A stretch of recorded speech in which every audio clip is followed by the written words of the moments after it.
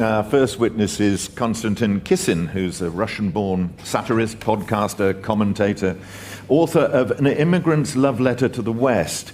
You're in love with us because of our notions of individual freedom, which, by the way, you think we're a bit dangerously complacent about.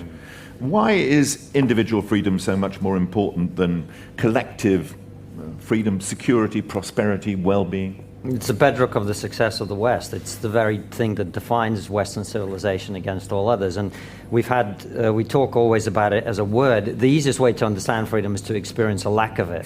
I grew up in the late Soviet Union with stories of my parents and grandparents being sent to the Gulag for things that they said or decisions they made. And so I think the easiest way to understand freedom is to understand what it's like not to have it. And that's where my concern about the direction we're traveling in now comes from, because we're in a position where we punish people for the things that they say, and we do this because we've conflated words and speech with physical actions like violence. And this is quite a deliberate swapping of meaning, in my opinion, which then allows people to suppress opinions that they don't like in order to advance their own cause. Ash Sarkar?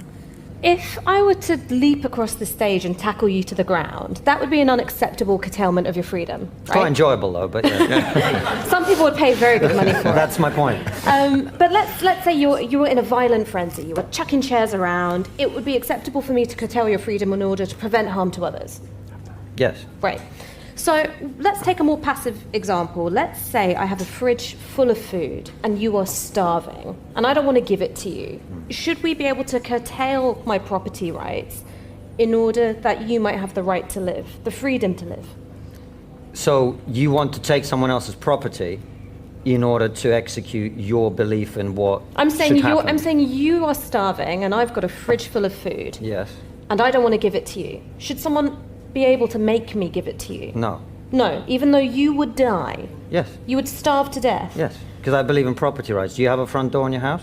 I do have a front door. There are people who are homeless. Why don't you let them into your home? I would say that property rights can and should be curtailed in order that others might live. So someone might freeze to death. Should they be forcefully entered into your home? If someone was freezing to death at my door, I would have a moral duty to let them in. A moral duty is a different thing. You're talking about compelling someone through violence. Right, you're threatening somebody with violence for not doing something you don't want done. So it's always violent to compel someone to share things when they've got too much. Compelling people requires violence, yeah. But how can you meaningfully be free if you are starving to death? How can a hungry man meaningfully be said to have freedom? I don't understand. What is the lack of freedom there? If you're starving, how are you free? If you're starving, how are you unfree? Because you cannot exercise your freedoms, you cannot participate in a community of people, you cannot exercise your political rights because you are dying. So freedom means being able to do things because other people have provided them for you. Is that what you mean? I'm saying that freedom means that you are able to act on your human capacity for reason, for critical engagement, to participate in a political community, and you can't do that if it's a very strange argument. As someone who slept in a park for weeks and did go hungry, I don't think I felt any less free. I was just hungry.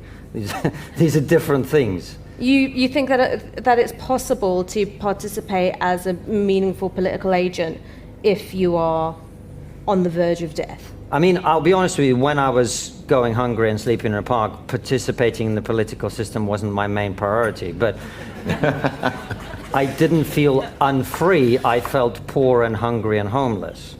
This is not connected to freedom in any way. Well, let's What you're talking about is you want to enforce on other people your wishes on how they should act in relation to property that they've accumulated, right? That's what you want, the power to tell other people what to do with their property.